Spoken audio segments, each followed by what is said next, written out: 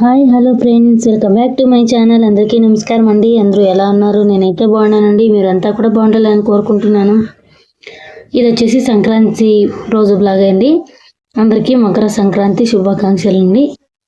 ఎవరైతే పండుగ జరుపుకుంటున్నారో వారికంతా మంచి జరగాలని అయితే కోరుకుంటున్నాను. మకర సంక్రాంతి రోజు తెల్లారితేనే బ్లాగ్ అయితే స్టార్ట్ చేశానండి.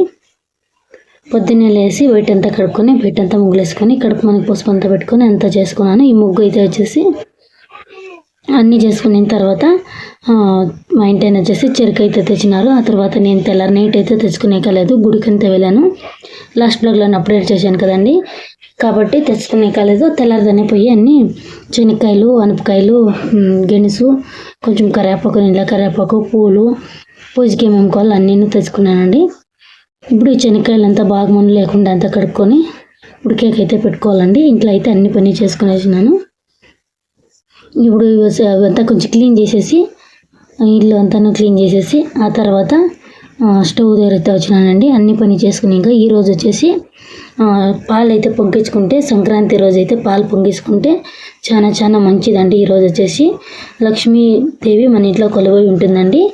ఈరోజు సంక్రాంతి రోజు వచ్చేసి మన ఇంట్లో పాలు పొంగించుకుంటే మంచి రోజు అండి. ఇది వచ్చేసి ఈరోజు ఉప్పు ప్యాకెట్ తెచ్చుకుంటే కూడా మంచిది అని చెప్పారు. నేను టెంపుల్కి వెళ్ళాను కదా, గుడిలో అయితే వాళ్ళు ఉప్పు ప్యాకెట్ కానీ కొత్త పరకు కానీ ఇది తెచ్చుకుంటే లక్ష్మీదేవి పాల సముద్రంలోనే ఉద్భవించింది కాబట్టి మనం ఇవి తెచ్చుకుంటే చాలా మంచిది అని చెప్పారు. అందుకే నేను స్టవ్ అంతా క్లీన్ చేసుకొని ఇల్లంతా క్లీన్ చేసుకొని స్టవ్ పైన పాలు పొంగించుకొని ఆ తర్వాతనే పొంగల్ అంతా చేసుకొని శనక్కాయలు అంతా ఉడికిపెట్టి పెట్టుకున్నానండి.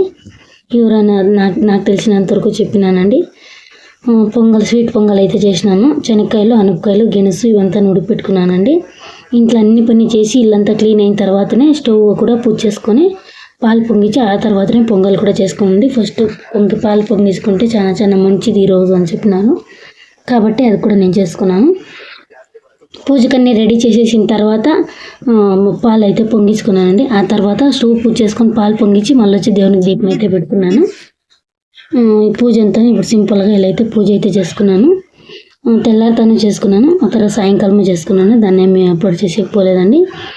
దేవుడికి కూడా నైవేద్యము ఉడికిపెట్టిండే శనక్కాయలు, గెనుసు చేసి పెట్టుకోండి పొంగలు అదంతా పెట్టుకొని ఆ తర్వాతనే దేవునికి పెట్టిన తర్వాత మళ్ళీ అయితే మనం తినాలండి.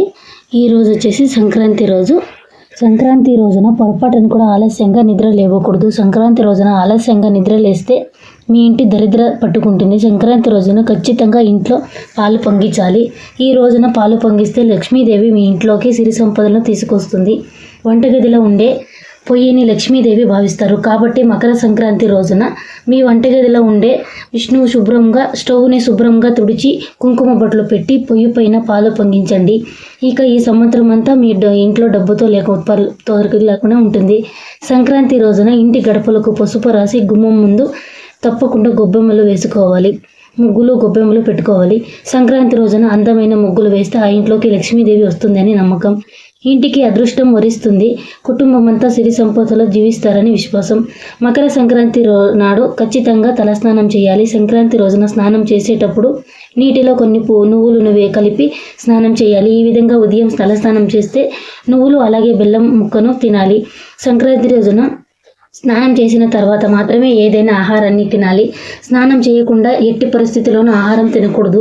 స్నానం చేయకుండా ఆహారాన్ని తింటే మాత్రం ఏలినాటి శని మిమ్మల్ని పట్టి పీడిస్తుంది.